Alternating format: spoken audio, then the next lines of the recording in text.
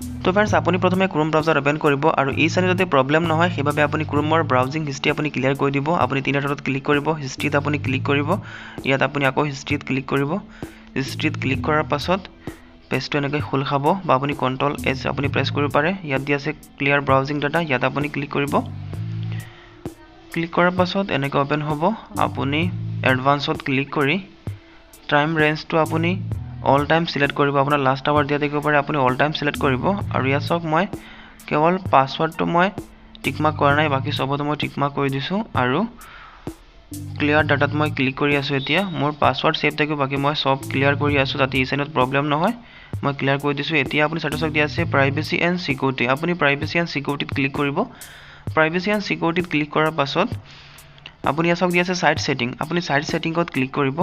site সেটিংত click কৰাৰ পাছত আপুনি স্ক্ৰল ডাউন কৰিব ইয়াক দিয়া আছে পপ আপ এণ্ড ৰিডাইৰেক্টছ আপুনি পপ আপ এণ্ড ৰিডাইৰেক্টছত ক্লিক কৰিব আৰু এই যেটো অপচন এইটো আপুনি ইনেবল কৰিব আপুনি এইটো অপচন আপুনি টিক মাৰ্ক কৰি দিব আৰু এতিয়া আপুনি আৰু এটা সেটিং কৰিব লাগিব ফিংগাৰপ্ৰিন্টৰ আপুনি তিনিটা ডটত ক্লিক কৰিব সেটিংত ক্লিক কৰিব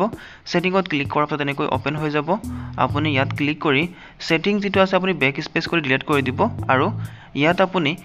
FLAGS আপুনি স্পেলিংটো চাওক FLAGS লিখিব আৰু আপুনি এন্টাৰ মাৰিব লগলগে এনেকৈ এটা টুল ওপেন হ'ব ইয়াত আপুনি সাৰ্চ বক্সত আপুনি টাইপ কৰিব ALLOWINV